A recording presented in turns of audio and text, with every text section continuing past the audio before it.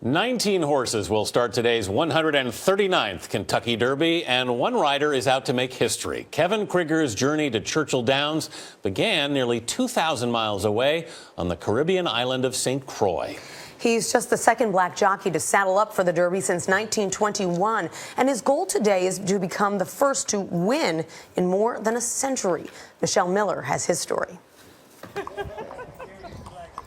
Jockey Kevin Krigger wants everyone to share his love of horses. You allow the horse to carry you. Goldencents going with him. It was a horse named Goldencents that carried Krigger to a rousing victory last month in California. And Goldencents and Kevin Krigger have won the Santa Anita Derby. A victory that propelled the usually laid-back Krigger into a frenetic celebration. What excites me is to see when I'm done riding and I'm done winning, the joy it brings out of the owners, the trainers, my family. Kevin's just a tremendous jockey, great work ethic, and you know he's got an unbelievable chemistry with Goldencents. Were you born to ride this horse? I was born to ride this horse.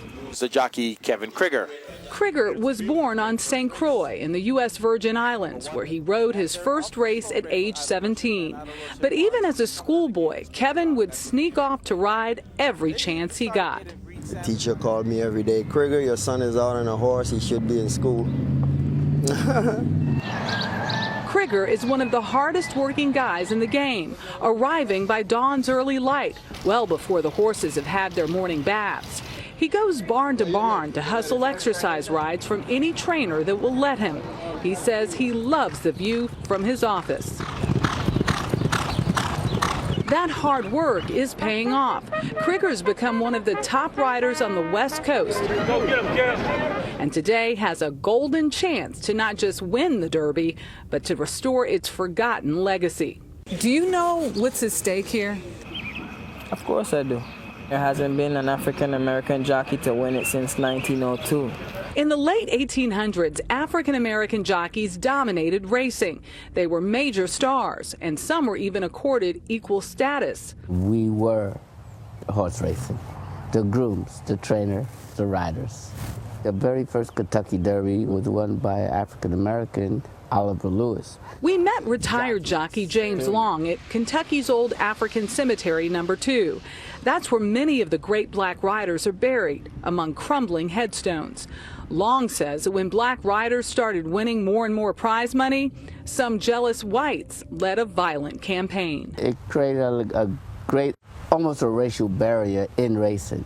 So little by little, we were weeded out. For his part, Kevin says he admires those that came before, but in my eyes and in my mind, it's not about that. It's about me winning the Derby.